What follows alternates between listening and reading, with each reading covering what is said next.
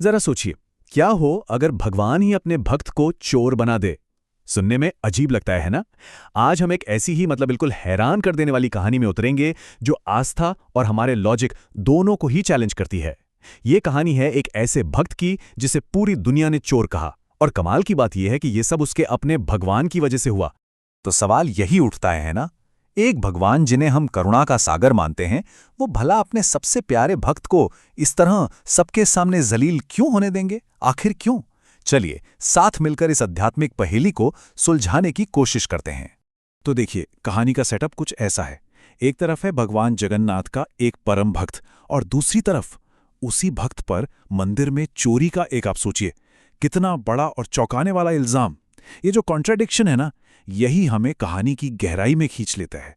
तो हुआ ये कि एक दिन जगन्नाथ मंदिर से भोग का एक पवित्र बर्तन, मतलब वो पात्र, अचानक गायब हो गया। अब भाई, मंदिर से चीज गायब हुई है तो हड़कंप तो मचना ही था। राजा का हुक्म हुआ कि फौरन ढूंढो। खोजबीन शुरू हुई, और पता है वो पात्र कहाँ मिला? एक बेचारे गरीब किसान के घर पर। बस फिर क्या था, किसी ने कुछ नहीं पूछा, कोई सवाल नहीं, कोई जवाब नहीं, उसे फौरन गिरफ्तार करके चोर घोषित कर दिया गया। लेकिन इस पूरी कहानी को समझने के लिए हमें पहले इस किसान, इस तथाकथित चोर बंधु मोहंती को थोड़ा और करीब से जानना होगा। तो चलिए अब मिलते हैं कहानी के मुख्य किरदार बंधु मोहंती से। देखिए, उनकी जो आस्था थी उसका आधार ही इस पूरी कहानी की चाबी है। ये कोई आम भक्त और भगवान वाला रिश्ता नहीं था, बिल्कुल नहीं। और यही वो बात है जो बंधु को सबसे अलग बनाती थी। देखिए, जहां सारी दुनिया भगवान जगन्नाथ को एक बहुत शक्तिशाली पूजनीय देवता मानती थी, वहीं बंधु के लिए वो क्या थे? वो थे उनके सच्चे दोस्त। एक ऐसा पक्का दोस्त जिस पर किसी भी मुसीबत में आंख बंद करके भरोसा किया जा सकता है। और सच पूछिए तो यही विश्वास उनकी असली ताकत थी। और फिर वो मुश्किल की घड़ी आ ही गई। एक ऐसा भयंकर सूखा पड़ा जिसने बंधु मोहंती के परिवार को भूखमरी के कगार पर ला दिया। खेत सूखे, घर में अन्न का एक दाना तक नहीं। हालात इतने बुरे थे कि उनकी पत्नी का भी भरोसा डगमगाने लगा था। उन्हें लगने लगा था कि अब कोई दोस्त या कोई भगवान उनकी मदद के लिए नहीं आने वाला। और ठीक इसी मोड़ पे जब लगता है कि सारी उम्मीदें खत्म हो चुकी हैं, कहानी में एक ऐसा चमत्कारी मोड़ आता है। बंधु का जो अटूट विश्वास था ना, उसका जवाब एक ऐसे तरीके से मिलता है जिसके बारे में कोई सोच भी नहीं सकता था। हुआ यूं कि एक रात एक बूढ़े आदमी के भेष में खुद भगवान जगन्नाथ बंधु के दरवाजे पर आए। सोचिए, वो एक देवता की तरह नहीं, बल्कि एक सच्चे दोस्त की तरह आए, और बहुत प्यार से बोले, मित्र, मैं तुम्हारे लिए भोजन लाया हूं। उनके हाथ में वही बर्तन था जो स्वादिष्ट खाने से भरा हुआ था। उन्होंने वो प्रसाद अपने भूखे दोस्त और उसके परिवार को दिया। लेकिन इस दिव्य उपहार का जो नतीजा निकला, वो बहुत ही भयानक था। विडंबना देखिए, जो प्रसाद एक परिवार की जान बचाने आया था, वही प्रसाद उनके सबसे बड़े अपमान की वजह बन गया। अगली सुबह होते ही मंदिर में हड़कंप मच गया। प्रसाद का वही बर्तन गायब था। खोजबीन शुरू हुई और सिपाही सीधे बंधु के घर पहुंचे, और जैसे ही वो बर्तन उनके घर में मिला, बस बिना कुछ सोचे समझे उन्हें चोर करार दे दिया गया और सबके सामने सजा दी गई।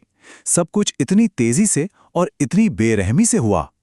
अब यहां पे जरा रुक कर सोचिए, इतनी तकलीफ, इतनी जिल्लत, इस सब के बीच बंधु ने क्या किया होगा? उन्होंने अपने दोस्त, अपने भगवान का नाम नहीं छोड़ा। वो लगातार बस जय जगन्नाथ का जाप करते रहे। मतलब इतने बड़े अपमान के पल में भी उनका विश्वास टूटा नहीं, बल्कि शायद और भी ज्यादा मजबूत हो गया।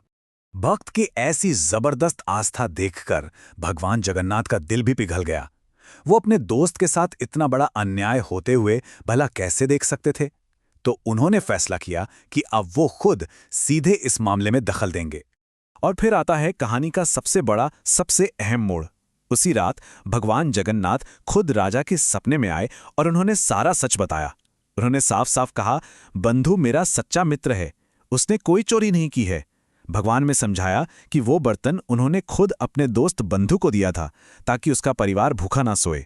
सच सामने आ चुका था, और अब समय था बंधु के भाग्य के पूरी तरह से पलटने का। अपमान की रात अब खत्म हो चुकी थी और सम्मान का सूरज निकलने वाला था। राजा की नींद खुली तो वो हक्का बक्का रह गया। अपनी गलती का एहसास होते ही वो भागा भागा सीधे बंधु के पास पहुंचा और उनसे माफी मांगी। सोचिए, जिस इंसान को कल तक चोर कहकर जलील किया जा रहा था, आज पूरी दुनिया के सामने उसकी भक्ति को सम्मानित किया जा रहा था। और बात यहीं खत्म नहीं हुई। सम्मान के तौर पर बंधु और उनके परिवार को मंदिर में हमेशा के लिए सेवा करने का अधिकार भी दिया गया। तो बंधु मोहंती की ये कहानी हमें एक बहुत गहरे सवाल पर सोचने के लिए मजबूर कर देती है। आखिर ये आस्था, ये भक्ति है क्या? क्या सच्ची भक्ति में इतनी ताकत होती है कि वो हर इम्तिहान, हर मुश्किल को पार कर सके?